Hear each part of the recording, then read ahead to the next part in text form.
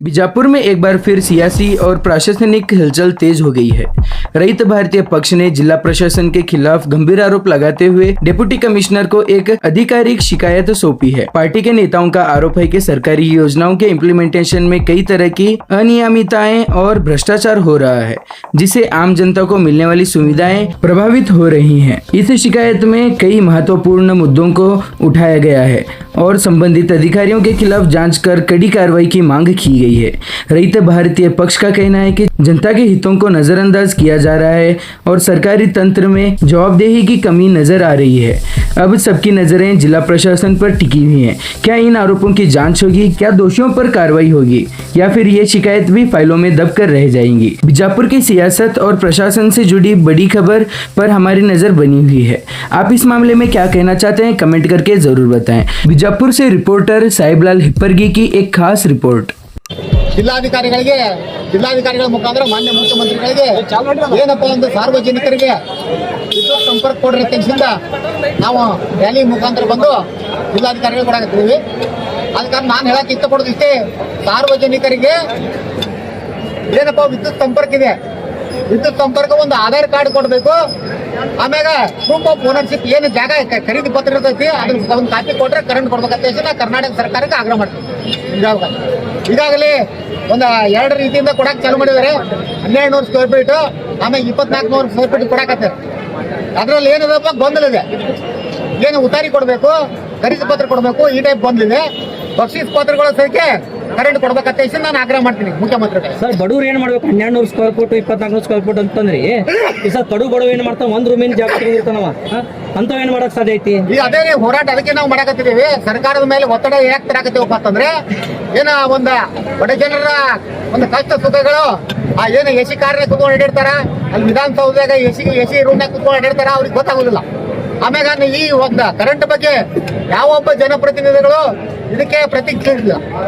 ಏನಪ್ಪಾ ಅಂತಂದ್ರೆ ಸಮಸ್ಯೆ ಬಗ್ಗೆ ಹೆಂಗಿದಾವಪ್ಪ ಅಂತಂದ್ರೆ ಅವ್ರದೇ MLAಗಳು MP ಗಳು ಇವ್ರದೇ NL ಲೇಔಟ್ ಅದಾವೆ. ಆ NL ಲೇಔಟ್ ಇರೋದ್ರಿಂದ ಈ ಸಾರ್ವಜನಿಕರ ಬಗ್ಗೆ ಅವ್ರಿಗೆ ಕರೆ ಇದಿಲ್ಲ, ಕಿಂಚಿತ್ತು ಕಾಳಜಿ ಇಲ್ಲ. ಆದ ಕಾರಣ ಏನಾಗ್ತಪ್ಪ, ಸರ್ಕಾರ ಕೂಡಲೇ ಒಂದು ಸಾರ್ವಜನಿಕರಿಗೆ ವಿದ್ಯುತ್ ಸಂಪರ್ಕ ಕೊಡುವ ವ್ಯವಸ್ಥೆ ಮಾಡ್ಬೇಕಂತ ನಾನು ಮುಖ್ಯಮಂತ್ರಿಗಳಿಗೆ, ಆಮ್ಯಾಗ ಕೂಡಲೇ ಏನಪ್ಪ KERC ಆಯೋಗದ ಅಧ್ಯಕ್ಷರು ಇದ್ರ ಬಗ್ಗೆ ನೀವು ಮುತುವರ್ಜಿ ವಹಿಸಿ ಏನ ಆದೇಶ ಮಾಡಬೇಕು. ಆದೇಶ ಮಾಡ್ಲಿಕ್ಕಂದ್ರೆ ನಿಮ್ಮ ಕಚೇರಿವರೆಗೆ ಹೋರಾಟ ಬರ್ತದೆ. KERC ಆಗೋದ ಅಧ್ಯಕ್ಷರಿಗೆ ಎಚ್ಚರಿಕೆ ಕೊಡ್ತಾರೆ. ಒಂದು ಎಣ್ಣೆ ಪ್ಲಾಟ್ ತಗೋಬೇಕಾದ್ರೆ 40 ರಿಂದ 50 ಲಕ್ಷ ಬೇಕು. ಬಡವರು ಎಲ್ಲಿ ತರಕ್ ಸಾಧಿತು? ಒಂದು ಎಣ್ಣೆ ಪ್ಲಾಟ್ ತಗೋದು ಬಡವರಿಗೆ ಬಹಳ ಅನಾನುಕೂಲ ಆಗಿದ್ರಿ. ನಿಮ್ಗೆ ಹೇಳ್ಬೇಕಂತ ಈಗ ಬಡವರು ಒಂದು ಹೋರಾಟಕ್ಕೂ ಬರೋದಿಲ್ಲ. ಇತ್ತಿತ್ತಲಾಗಿ ಏನಾಗಿದ್ದಪ್ಪ ಅಂತಂದ್ರೆ ಬಾಬಾ ಸಾಹೇಬ್ ಅಂಬೇಡ್ಕರ್ ಅವರು ನಮ್ಮ ಮಾರ್ಗದರ್ಶನ ತೋರಿದ್ರು. ಯಾವುದೇ ಒಂದು ಕೆಲಸಗಳನ್ನ ಹೋರಾಟದ ಮುಖಾಂತರ ತಗೊಳ್ಳೋದಾಯ್ತಪ್ಪ ಅಂತಂದ್ರೆ ಮತ್ ನಾವು ಇಲ್ಲಿ ಅಧಿಕಾರಿಗಳಿಗೆ ಕೋಟಿ ಏನು ಉಪಯೋಗ? ಅದ ಕಾರಣ ಜನರಿಗೆ ನಾ ಹೇಳಕ್ ಇಷ್ಟಪಡೋದು ಇಷ್ಟೇ, ಇಂಥವೆಲ್ಲ ಏನ ರೊಕ್ಕ ಹಂಚಿ ಹಣ ಹಂಚಿ ಗಂಡ ಹಂಚಿ ಇವ್ರು ಅಧಿಕಾರ ಅನುಭವಿಸಿ ನಿಮಗೆ ಸಿಗ್ಲಾರ್ದಂಗೆ ಮಾಡಬೇಡ್ರಿ. ಆದ್ಮೇಲೆ ನಿಮಗೆ ಸಾರ್ವಜನಿಕರಿಗೆ ಯಾರು ಜನ ಸಿಗ್ತಾರ ಅಂತವ್ರಿಗೆ ಆರಿಸಿ ಕಳ್ಸತ್ತೆ ನಾ ಜನರಿಗೆ ವಿನಂತಿ ಮಾಡ್ಕೊತೀನಿ. ಸರ್ ಮುಂದಿನ ದಿನಮಾನಗಳಲ್ಲಿ ಗುಂಟಾ ಪ್ಲಾಟ್ಗಳಿಗೆ ಮೀಟರ್ ಕೊಡ್ಲಿಕ್ಕೆ ಮುಂದಿನ ಹೋರಾಟ ಯಾವ ರೀತಿ ಇರ್ತದೆ? ಇಲ್ಲ, ಮುಂದಿನ ಹೋರಾಟ ಅಂದ್ರೆ ಬಹಳ ಇದು ಇರ್ತಾರೆ, ಏನ ಬಹಳ ಗಂಭೀರತೆ ಇರ್ತದೆ. ನಿಮ್ಗೆ ಹೇಳ್ಬೇಕಂದ್ರೆ ರೂಪರೇಷೆ ಹೆಂಗಾಗಿತ್ತಪ್ಪ ಅಂತಂದ್ರೆ ಒಂದು ಹೆಸ್ಕಾಂ ಕಚೇರಿಗಳನ್ನ ಬೀಗ ಹಾಕೋಕಾಗತ್ತೆ. ನಿಮ್ಗೆ ಹೇಳ್ಬೇಕಂದ್ರೆ ನೀವು ಎದಕ್ ಬೇಕು? ಕರೆಂಟ್ ಕೊಡೋದಿಲ್ಲ ಅಂತಂದ್ರೆ ನೀವ್ ಎದಕ್ ಬೇಕು? ಈಗ ಹಿಂಗಾಗಿ ಏನ್ ಮಾಡೈತಪ್ಪ ಅಂತಂದ್ರೆ ಈ ವಿದ್ಯುತ್ ಕಂಪನಿಗಳನ್ನ ಪ್ರೈವೇಟೈಸೇಷನ್ ಕೊಡಾಕತ್ತಾರೆ. ಯಾಕಪ್ಪ ಅಂತಂದ್ರೆ ಅವ್ರಿಗೆ ರೊಕ್ಕ ಬರ್ತಾ ಇಲ್ಲ. ಈಗ ಸಾರ್ವಜನಿಕರಿಗೆ ವಿದ್ಯುತ್ ಸಂಪರ್ಕ ಕೊಟ್ರಪ್ಪ ಅಂದ್ರೆ ಅವ್ರಿಗೆ ಡಿಪಾಸಿಟ್ ಬರ್ತದೆ, ಬಿಲ್ಲು ಬರ್ತದೆ. ಇದರಿಂದ ಕಂಪನಿಗಳು ಪ್ರಾಫಿಟ್ ಬರ್ತಾವೆ. ಆಮ್ಯಾಗ ಸಾರ್ವಜನಿಕರು ಕರೆಂಟ್ ಕೊಡ್ಲಿಕ್ಕಪ್ಪ ಅಂತಂದ್ರೆ ಒಂದು ಕಳ್ಳತನ ಮಾಡೋದು ಸಹ ಇದು ಅದು ನಿಮ್ಗೆ ಹೇಳ್ಬೇಕಂತೆ. ಆ ಕಳ್ಳತನ ಮಾಡಬಾರ್ದು ಅಂದ್ರೆ ಕರೆಂಟ್ ಕೊಡ್ಬೇಕು. ಸರ್ ಇದು ಸರ್ ಎಷ್ಟೋ ಜನ ಕ್ಲಾಸ್ 1 ಕಾಂಟ್ರಾಕ್ಟ್ಗಳು ಆಗ್ತದೆ ಸರ್, KEB ಕಾಂಟ್ರಾಕ್ಟ್ ಕೊಡ್ತೀರಿ, ಅವ್ರ ಜೀವನ ಸುರಿಕೆ ಆಯ್ತು, ಅಧೋಗತಿಗೆ ಬಂದದ. ಇದಕ್ಕೆ ಬಗ್ಗೆ ಏನ್ ಹೇಳ್ತೀರಿ ಸರ್? ಈಗ ಅದೇ ಸರ್ ನಿಮ್ಗೆ ಹೇಳ್ಬೇಕಂದ್ರೆ ಮೊನ್ನೆ ನಾವು ಹೋರಾಟ ಮಾಡಿದ್ದೇವೆ. ಈಗೇನ ಕಾಂಟ್ರಾಕ್ಟರ್ ಒಂದು ಏನು ಸಿವಿಲ್ ಗುತ್ತಿಗೆದಾರ ಹೆಂಗಾಗಿತ್ತು, ಈ ಎಲೆಕ್ಟ್ರಿಕಲ್ ಗುತ್ತಿಗೆದಾರ ಬಗ್ಗೆ ಆ ಪರಿಸ್ಥಿತಿ ಬಂದಿಲ್ಲ, ಇನ್ನು ಮುಂದೆ ಬರ್ತಾ ಇತ್ತು. ಈಗ ಏನಂತ ಒಂದ್ ಸ್ವಲ್ಪ ಅಚಾನಕ ನಮ್ಮ ಹೋರಾಟಗಳಿಂದ ಒಂದ್ ಸ್ವಲ್ಪ ಸ್ಟಾರ್ಟ್ ಆಗಿದೆ. ಗಾಡಿಗಳು ಈಗ ನಮ್ಮ ಹಲವಾರು ಗುತ್ತಿಗೆದಾರರು ಹೇಳ್ತಿದ್ದಾರೆ. ನಿಮ್ಗೆ ಹೇಳ್ಬೇಕಂದ್ರೆ ಇನ್ನು ನಮ್ಮ ಪರಿಸ್ಥಿತಿ ಹೆಂಗ್ ಬರ್ತಿತ್ತಪ್ಪ ಅಂದ್ರೆ ಆಟೋ ಹೊಡೋ ಪರಿಸ್ಥಿತಿ ಬರ್ತಿದೆ. ಅದಕ್ಕೆ ಅದು ಏನೋ ಮೂಲಭೂತ ಸೌಕರ್ಯ ನಮ್ದೇನಂತೆ ನಮ್ಮ ದಂಧೆ ಐತಿ, ಬಟ್ ಆದ್ರೆ ಆ ಪರಿಸ್ಥಿತಿ ಬಿಟ್ಕೊಂಡು ಈ ಕಡೆ ಬರ್ತಿತ್ತು. ಆಗ ಈಗೇನೈತಪ್ಪ ಅಂತಂದ್ರೆ ಒಂದು ಸ್ಟಾರ್ಟ್ ಆಗಿದೆ. ಒಂದು ಸಾಮಾನ್ಯ ಜನರು ಒಂದು ಏನಪ್ಪ ಕರೆಂಟ್ ತಗೊಳ್ಳೋ ವ್ಯವಸ್ಥೆ ಆಗೈತೆ ಅಂತ ಹೇಳ್ತೀನಿ. ಸರ್ ಮುಖ್ಯಮಂತ್ರಿ ಆದೇಶ ಮಾಡಿದಷ್ಟಕ್ಕೆ ಯಾಕೆ ಇವ್ರು ಕೊಡ್ತಾ ಇಲ್ಲ? ಈ ಮುಖ್ಯಮಂತ್ರಿ ಆದೇಶ ಮಾಡಿರೋತವ್ರು ಹೆಂಗೈತ್ರಿ, ಅಧಿಕಾರಿಗಳ ಮ್ಯಾಗ ಇದು ಇಲ್ಲ.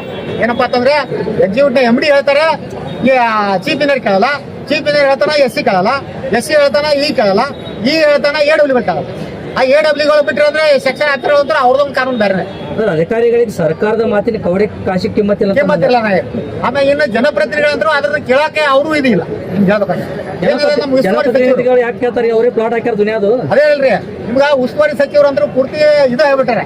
ಯಾಕಂದ್ರೆ ಮೊನ್ನೆ JDP ಮೀಟಿಂಗ್ ದಾಗ ಹೇಳಿದಾರೆ ಅವ್ರೆ, ಏನಪ್ಪಾ ಗುಂಟ ಪ್ಲಾಟ್ಗಳು ಕೊಡ್ಬೇಡ್ರಂತೆ. ಯಾವಪ್ಪ ಅಂದ್ರೆ SC ಅವ್ರಿಗೆ ಹೋಗಿ ಹೇಳ್ತಾ ಏನೋ ಸುಮ್ಮನೆ ಹಿಂದಿನ ಗುಂಟ ಪ್ಲಾಟ್ಗಳು ಕೊಡೋದು ಬಂದ್ ಮಾಡ್ಬೇಕು.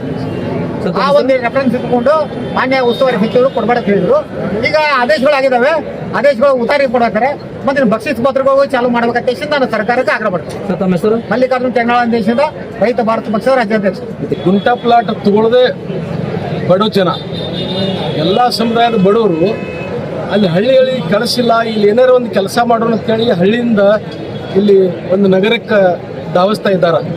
ಏನಾರು ಮಾಡಿ ನಮ್ಮ ಮಕ್ಕಳನ್ನೊಂದು ಒಳ್ಳೆ ವಿದ್ಯಾಭ್ಯಾಸ ಮಾಡಿಸ್ಬೇಕು, ಕೂಲಿನಲ್ಲಿ ಮಾಡಿ ಏನೋ ಒಂದು ಇನ್ಫ್ರಾಸ್ಟ್ರಕ್ಚರ್ ಮಾಡುವಂಥ ಬಿಲ್ಡಿಂಗ್ ಕಟ್ಟಡ ಕಾರ್ಮಿಕರಾಗಿರ್ಬೋದು ಅಥವಾ ಎಲೆಕ್ಟ್ರಿಷಿಯನ್ ಕಾಮಗಾರಿ ಮಾಡೋರಾಗಿರ್ಬೋದು, ಇಂಥ ಏನು ಮೂಲಭೂತ ಸೌಲಭ್ಯಗಳನ್ನ ಮಾಡುವಂಥ ಏನು ಜನ ಒಂದು ಕೂಲಿ ಕಾರ್ಮಿಕರು ಅವರೆಲ್ಲ ಗುಂಟ ಪ್ಲಾಟ್ ತಗೊಳಕ್ಕೆ ಮಾತ್ರ ಅವಕಾಶ ಇರ್ತದೆ. ಏನೇ ಪ್ಲಾಟ್ ತೊಗೋಬೇಕಾದ್ರೆ 30-40 ಲಕ್ಷ ರೂಪಾಯಿ ಬೇಕೀಗ. ಏನೇ ಪ್ಲಾಟ್ ತೊಗೋಬೇಕಾದ್ರೆ ಅಂಥವ್ರೆಲ್ಲ ಬಡವರೆಲ್ಲ ಏನು ಮಾಡಬೇಕು? ಅದಕ್ಕೆ ಗುಂಟ ಪ್ಲಾಟ್ ತೊಗೊಂಡಿರ್ತಾರೆ.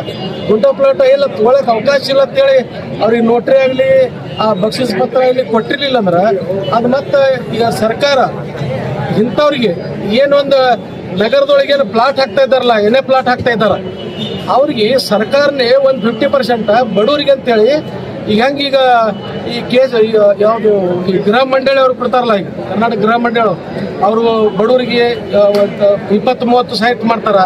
ಹಂಗ ಈ ಖಾಸಗಿ ವಲಯದೊಳಗೇನೆ ಬಡಾವಣೆ ಹಾಕ್ತಾ ಇದಾರಲ್ಲ ಅವ್ರಿಗೂ ಸರ್ಕಾರ ಒಂದು 50% ಬಡವರಿಗೆ ಅದರಾಗ ಪ್ಲಾಟ್ ಕೊಡುವಂಗ ವ್ಯವಸ್ಥೆ ಮಾಡಿಸ್ಬೇಕಲ್ಲ.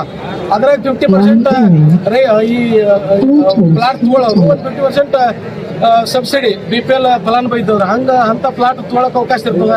ಹಂಗೇನಾದ್ರು ಸರ್ಕಾರ ಕಾಯ್ದೆ ತೆಗೆದ ಬೇಕಾದ್ರೆ ಗುಂಟ ಪ್ಲಾಟ್ಗಳು ಪೂರ ಬಂದ್ ಮಾಡಿಬಿಡ್ಲಿ. ಅವ್ರು ಈ ಗುಂಟ ಪ್ಲಾಟ್ ಏನು ತೊಗೊಂಡಿದ್ದಾರಲ್ಲ ಅವ್ರಿಗೆ ಯಾವುದೇ ಕಾರಣಕ್ಕೆ ಕರೆಂಟ್ ಕೊಡ್ಲೇಬೇಕು. ಅವ್ರಿಗೆ ಯಾಕಂದ್ರೆ ಮನೆ ಕಟ್ಕೊಂತಾರ, ನೀವು ಕರೆಂಟ್ ಕೊಡ್ಲಿಲ್ಲ ಅಂದ್ರೆ ಅವ್ರು ಹುಕ್ ಶೆಟ್ ಹೊಡಿತಾರ. ಮತ್ತೆ ಅವ್ರಿಗೆ ಕರೆಂಟ್ ಇಲ್ಲ ಅಂದ್ರೆ ಏನ್ ಮಾಡ್ಬೇಕು? ಕತ್ತಲ ಕೊಡ್ಲಿಕ್ಕಂತೂ ಸಾಧ್ಯ ಇಲ್ಲ. ಅದಕ್ಕೆ ಸರ್ಕಾರ ಏನೈತಿ, ಈಗಾಗಲೇ ಏನು ಗುಂಟ ಪ್ಲಾಟ್ ತಗೊಂಡ ಬಕ್ಷಿಸ್ ಪತ್ರ ಮಾಡ್ಕೊಂಡಿರ್ತಾರ ಅಂಥವ್ರಿಗೆ ನೀವು ಕರೆಂಟ್ ಕೊಡೋ ವ್ಯವಸ್ಥೆ ಮಾಡ್ರಿ. ಅವ್ರದ್ದೇನು ಬಕ್ಷಿಸ್ ಪತ್ರ ಮತ್ತು ಆಧಾರ್ ಕಾರ್ಡ್ ಅವೆಲ್ಲ ತಗೊಂಡು ಅವ್ರಿಗೆ ಕರೆಂಟ್ ಕೊಡೋಕೆ ವ್ಯವಸ್ಥೆ ಮಾಡಬೇಕು.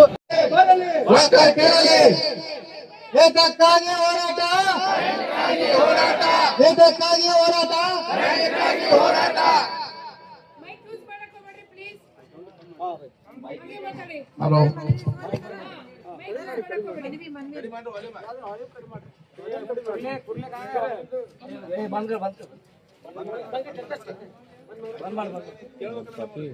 ಧಿಕ್ಕಾರ ಧಿಕ್ಕಾರ, ಕರೆಂಟ್ ನೀಡದೇ ಇರುವ ಅಧಿಕಾರಿಗಳಿಗೆ ಧಿಕ್ಕಾರ. ಗುತ್ತಿಗೆದಾರ ಸಂಘಕ್ಕೆ, ಗುತ್ತಿಗೆದಾರ ಸಂಘಕ್ಕೆ, ಬಕ್ಷಿಸ್ ಪತ್ರ ಹೊಂದಿರುವ ಗ್ರಾಹಕರ ವಿದ್ಯುತ್ ನೀಡಿದ ಅಧಿಕಾರಿಗಳಿಗೆ, ನೋಂದಣಿ ಪತ್ರ ನೀಡದೇ ಇರುವ ಅಧಿಕಾರಿಗಳಿಗೆ, ಅಧೀಕ್ಷಕ ಅಭಿಯಂತರರಿಗೆ, MD ಅವರಿಗೆ, MD ಅವರಿಗೆ ಯಾತಕ್ಕಾಗಿ ಹೋರಾಟ? ಯಾತಕ್ಕಾಗಿ ಹೋರಾಟ? ಯಾತಕ್ಕಾಗಿ ಹೋರಾಟ?